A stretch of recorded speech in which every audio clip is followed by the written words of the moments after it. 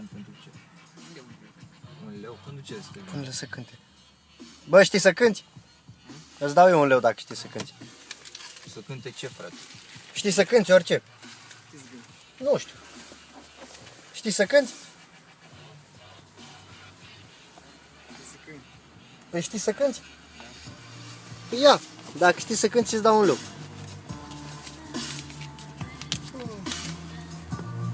Cânti? Ia uite, dansează pe piesa asta. Dansează, frate. Stai, frate, spun o altă piesă, ia să vedem aici. Deci dacă știi să dansezi pe piesa asta, uite pe asta. Uite, asta e mai bine. Își dă acum în pula. Hai, frate. Așa. Dă-i. Așa, frate. Deci dă-i. Ia uite. Îți mai dau unul dacă dai ca nu. Uite, piesa Simte bitul, frate. Simte bitul, frate. Așa. Dă-i, știi mâini. Așa.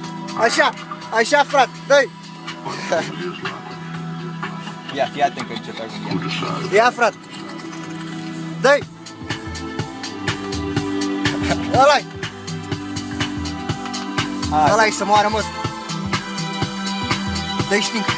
Fă din cap, așa, frate. Dă-i, așa stai să dă-i din cap, așa. Ia, fă de-alea așa, ia, fiat. Bă, fă de-alea așa. Ia uite, fă de-alea așa.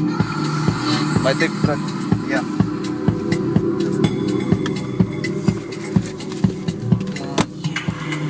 Dă-i, frate, îți mai dau 1 leu dacă faci. Ia uite, fă de-alea așa. Real gen de muzică? Ia. Ia, acum interviu cu fanii. Ia, frate. Cum te cheamă? Mergea. Și care e șeful tău?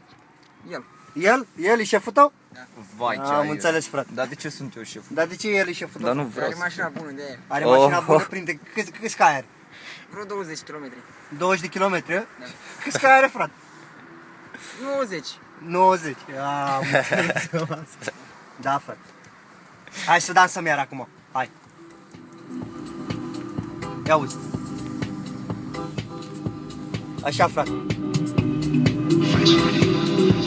Dar